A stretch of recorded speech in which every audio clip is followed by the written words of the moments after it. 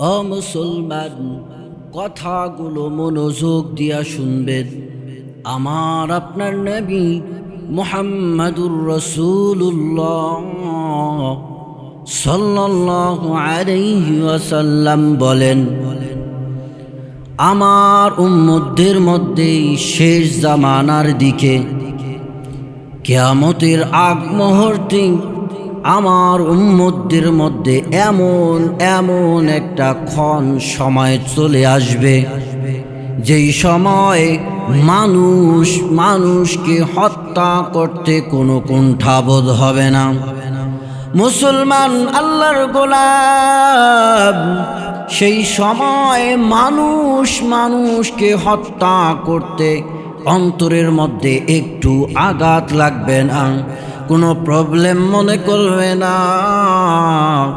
সেই সময় মানুষ হত্যা করাটা এমন ইজি হইয়া যাবে, যেমন করে মানুষ পশু পাখি জবাই করে, এমন করে মানুষ হয়ে মানুষকে হত্যা করতে থাকবে। মুসলমান ভাইরা রে আমার আপনার নবী বলেন, সেই সময় যেই ব্যক্তি হত্যা করবে, সেই হত্যাকারীকে যদি বলা হয় ফিমা কাতালা, তুমি কেন হত্যা করেছো, কি ক্রাইম পেয়েছো, তুমি কি ত্রুটি পেয়েছো, অমুককে কেন তুমি হত্যা করেছো, ওই কতল করনেওয়ালা ব্যক্তি লা ইয়াদরি, কোনো উত্তর দিতে পারবে না, কোনো কারণ বলতে পারবে না। কারণ ছাড়াই মানুষকে হত্যা করবে। তেমন করে মুসলমান আল্লাহর গোলাম, যদি ওই মাকতুল হত্যা হনেওয়ালা ব্যক্তিকেও যদি বলা হয় তোমাকে কেন হত্যা করা হয়েছে, তোমার মধ্যে হত্যা হওয়ার শরীর কোনো কারণ আছে কি, ওই মাকতুল হত্যা হনেওয়ালা ব্যক্তিটাও বলবে না, আমার মধ্যে হত্যা হওয়ার মতো কোনো কারণ আমি পাই না। মুসলমান আল্লাহর গোলাম, 1450 বৎসর পূর্বে আমার আপনার নবী মুহাম্মাদুর রাসূলুল্লাহ এমন কথা বলে গেলেন, আজকে তার বাস্তব চিত্র প্রকাশ পেয়েছে। রংপুরের আবু সাইদ ভাই যখন শহীদ হয়েছে, কথা বলেন ঠিক কিনা? ওই আবু সাইদ ভাইকে যদি বলা হয়, ও আবু সাইদ ভাই, তোমাকে যে নির্মমভাবে পুলিশে হত্যা করেছে, তোমার মধ্যে কি কোনো ক্রাইম ছিল হত্যা হওয়ার মতো, শরীরে কোনো কারণ ছিল যেই কারণে তোমাকে হত্যা করেছে? বলবে না, আমার মধ্যে এমন কোনো কারণ আমি খুঁজে পাই না। আমি জানতাম না আমারে এমন করে রাবার বুলেট দিয়া বিক্ষত করে আমাকে শহীদ করা হবে। আমি মনে করেছিলাম হয়তো আমাকে ভয় দেখানো হবে, হয়তো আমাকে শাসানি দিয়ে তাড়ায় দেওয়া হবে, হয়তো আমাকে লাঠি দিয়ে আমাকে তাড়ায় দেওয়া হবে, আমি এতটুকু মনে করেছিলাম।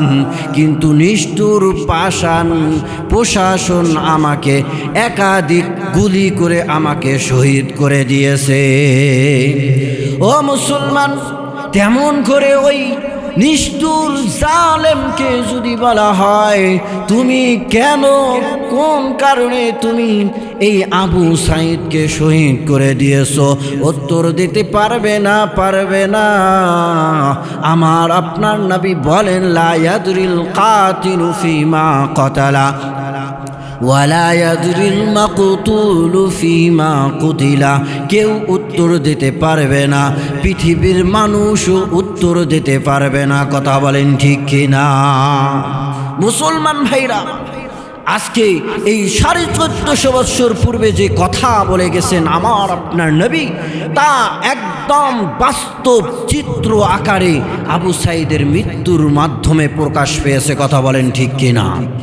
ও মুসলমান জাতি, আমরা এই জালিমিনদেরকে জানাইতে চাই, তোমরা কিন্তু ফিরাউনের চাইতে বড় কিছু হইতে পারো নাই, তোমরা কিন্তু হাজ্জাজ বিন ইউসুফের চাইতে বড় কিছু হইতে পারো নাই।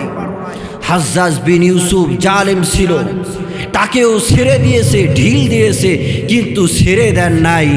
1 বৎসর নয়, 2 বৎসর নয়, 29টা বৎসর হুকুমত করেছে। 1,25,000 মানুষের রক্ত খেয়েছে, আমাদের মতো সাধারণ মানুষের রক্ত খায় নাই। ওলামা ইকরামের রক্ত খেয়েছে, সাহাবা আজমাইনদেরকে শহীদ করে দিয়েছে।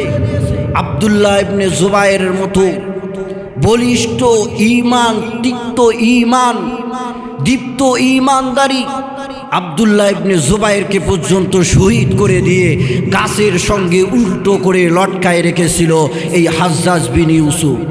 নাস্তার সময় হাজ্জাজ বিন ইউসুফের নাস্তা খাইতো না যতক্ষণ পর্যন্ত মানুষের কল্লা তার সামনে উপস্থিত করা হইতো না। কিন্তু আল্লাহ সুবহানাহু ওয়া তাআলা এই হাজ্জাজ বিন ইউসুফকেও ছাড়ে নাই, সময় দিয়েছে, ঢিল দিয়েছে, কিন্তু যখন ধরেছে এই হাজ্জাজ বিন ইউসুফ একদম নির্মমভাবে আল্লাহ পাক তাকে পৃথিবীর থেকে উঠায় নিয়েছে, ইতিহাস করে উঠিয়ে নিয়েছে, এমনভাবে উঠিয়ে নিয়েছে তার পেটের মধ্যে পোকা হয়েছিল।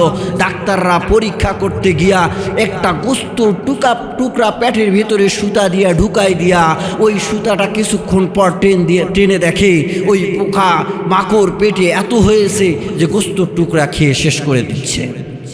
সম্মানিত সুধী, আল্লাহ পাক ছেড়ে দেন, আল্লাহ পাক ঢিল দেন, ছেড়ে দেন না। আল্লাহ পাক বলেন ওয়াকাযালিকা আখযু রাব্বিকা ইযা আখাযাল কুরা ওয়া হিয়া যালিমা ইন্না আখযাহু আলীমুন শাদীদ।